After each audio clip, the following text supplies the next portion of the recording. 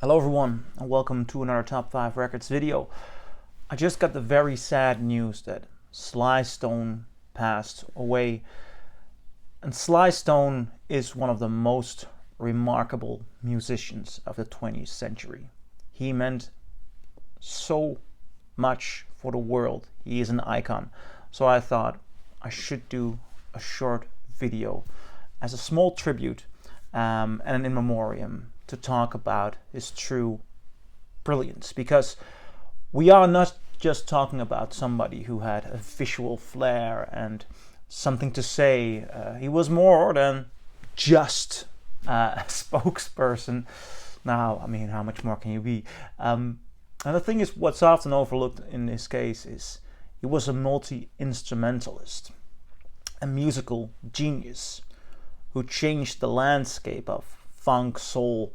There is a funk before Sly Stone and there is a funk after.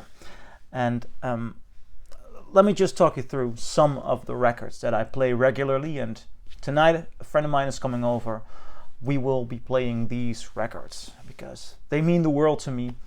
And they even meant, I'm gonna tell that story later on, they meant a lot to my dog. This may seem like a bit of an odd thing, but there is a certain tightness, a certain element there that is completely unique. But I'll leave that for the end of the video, that story.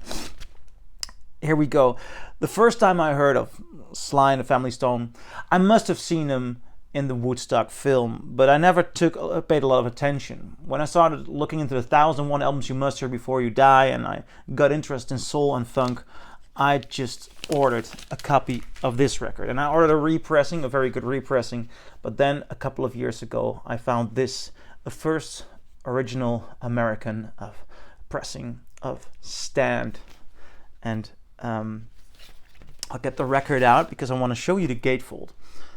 A lot of the adventure here starts with the artwork. I think this is one of the most beautiful designed sleeves ever.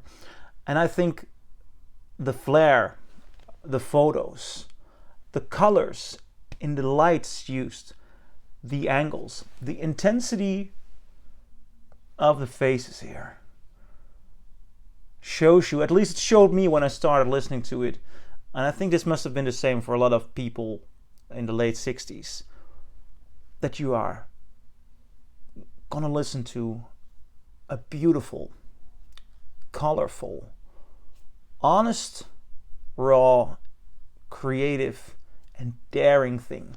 That's what the cover tells me. I love this design. Take a look at the colors. It's such a gorgeous, gorgeous, gorgeous, gorgeous design. And when I found this original pressing, I was just so happy, because there's a vibe here. There is a sound. There is an energy there. There's no band quite like Sly and the Family Stone who made it on this level. And during the 60s, they had a lot of incredible big hits. And I still want to buy a first American pressing of their greatest hits album, because I usually not so much into greatest hits pressings, but that one is supposedly great sounding. And those songs on one disc. Nevertheless, if you take a look at the track list of this one, I mean, Stand opens with Stand. Then a song comes on that I'm afraid to pronounce the title of on YouTube, being a white man.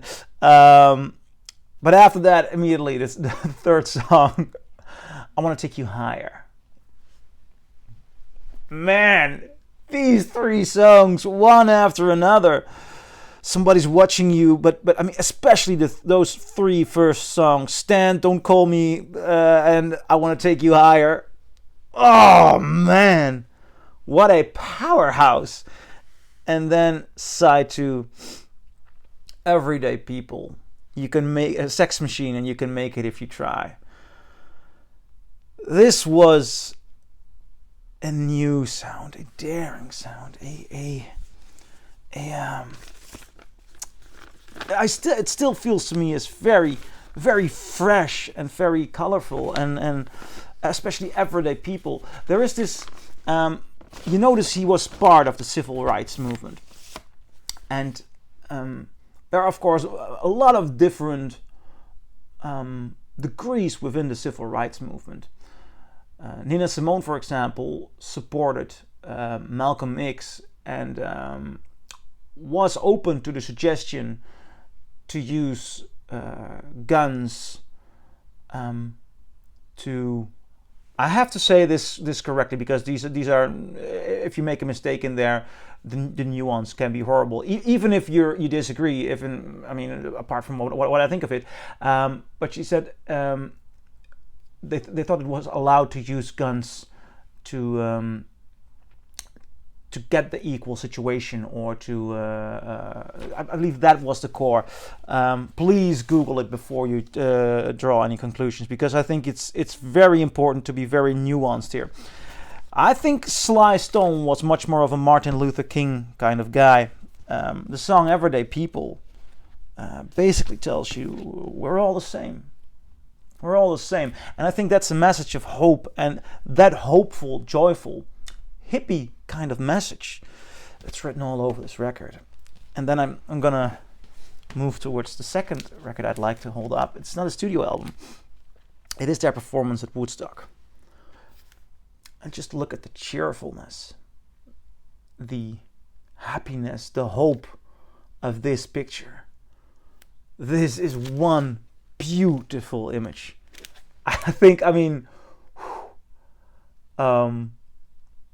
Wow, the power here. Opening with "My Lady," sing a simple song, and you can make it if you try. Then you get "Everyday People," dance to the music. Wow, such an incredible vibe. "I Want to Take You Higher," "Stand." This is such an energy, such a power, so much love, so much hope. It's just incredible. Then the 70s were not the best of period for Sly and the Family Stone. Sly Stone started using drugs, and a lot of the gigs were either not booked or cancelled because band members would not show up. Somebody would pass out because of drugs. So the 70s were a lesser period in that regard. But musically and album-wise, something so gorgeous was created. And it's even perhaps a little bit more of a solo album in a certain way than a Sly and the Family Stone album. But I'll talk to you about it. There's a Riot going on. It took me so long to find a copy of this. In the Netherlands, it's hard to find. I found one German repress once for $40, and I thought, no, I want to have the original. So about 6-7 months ago, I was in Brooklyn, in New York, and there in a record store, I found this. I found the first US copy of There's a Riot Going On, and it's not in perfect shape. But I'd love to show you the inner sleeve, because there's such a magic in this picture. There's such a gorgeous the vibe of the music of their live shows, because the record is a little bit different. Why is it different? Well, this was a darker period for Sly Stone, and he noticed the civil rights movement was declining, and I believe the Black Panthers were increasing, and he was of a peacefuler message. So he obviously he needed an improvement in the world, but he was a peaceful guy, and that, with some drug use, made this a darker album. A lot of the tracks here were done by himself. A lot of the instruments were done by himself. He did a lot of dubbing. This is one of the first records to use a drum machine. One of the first big records to use a drum machine. Now, there are some of the band members present, but this is more of a solo performance. And despite the nihilism in the lyrics. This is a dark masterpiece, something you would not expect to come out of Sly Stone, but he was a genius. The initial title would be Brings You the Sound of Africa or something like that. But then Marvin Gaye released What's Going On. And Sly Stone thought, what's going on? There's a riot going on. So he renamed this record. There's a riot going on. Beautiful masterpiece. I'm going to put it aside. I'm not going to put these back in my final collection because tonight I've got to celebrate the life of this man. I've got to. He is such a genius. Now, an often overlooked record. But I really got to pay tribute to this one. Fresh. And Fresh came to me through a very unlikely situation. My best friend is a cameraman and he does not listen to music. Almost never. There are rare occasions in which he puts on his Spotify and just listens to some suggestions. And then after a while, but he drives a lot. But when he listens to music while driving, he only listens to 4 or 5 songs. So most of the songs he just doesn't like. And then out of nowhere, he put on a song, and I recognized the cover of Fresh, and I believe it was the song In Time. It was In Time. And he said, "Do you know this guy? Because this is really good funk." I said, "Yeah, it's really good funk." I thought that was one of the lesser records of Sly and the Family Stone, but that song was so fantastic. I thought it's got such a great vibe. It's got such a great bass. So I thought I'm gonna hunt one of these pressings down. Well, I found one, a first US again. I really want a first US because there's so much definition. There's just the way the bass is shaped. It's just stunning. And I bought this record, and some of the viewers here may recognize my dog Layla. She's a husky, but before Layla was here, I had a Dachshund. I believe that's the English term, like Dachshund. A small, tiny dog, but very long, lovely dog. And she had a great ear for music. She hated the Beatles. Whenever I would put the Beatles on, she would just walk away. In a record store, when somebody would put on the Beatles, she knew she couldn't walk away from the record store, but she would walk up to me, "Bah, please turn it off. I don't want to hear the Beatles." But this was her love. She heard Fresh. She walked over to the couch, sat in the middle of the stereo epicenter, and was, "This is good. This is good." The entirety of the side one, I put it on, and she was just as impressed as I was. She looking at me, "This is good." I said, "Yeah, it's really good." Then the record was over, and I didn't immediately change sides. I believe I walked away for a second, and she kept sitting on the couch. And when I got back, she barked at me, pointed at the record player. I should switch this record. She wanted to listen to the second side, so I switched it.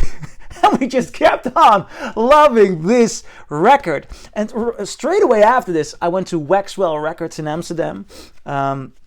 Great record store. And the guy over there working, he's a connoisseur of funk.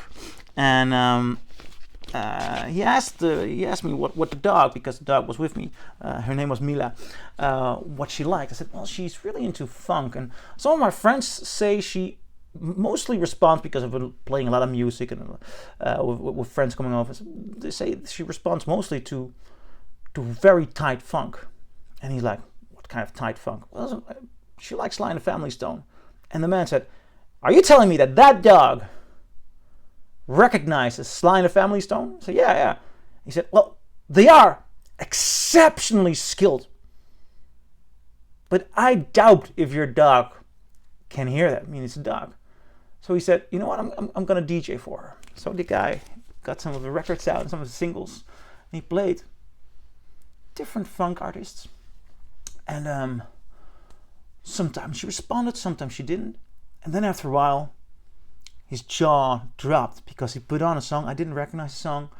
And the dog was really making contact and banging her head. Like, yeah, this is good. And he said, this is the first Sly and the Family Stone song I'm playing. And look at that dog. That is one funky dog. But again, he said, this has got to be a recognition of that drum, that bass, that tightness, because dogs are especially sensitive to that. And this just proves that Sly and the Family Stone were remarkable on so many levels. It is always so sad to say goodbye to such an incredible talent. But I'm also so happy that we can listen to his music. So tonight, I'll dance to the music. Thanks for watching. See you in another video. Bye.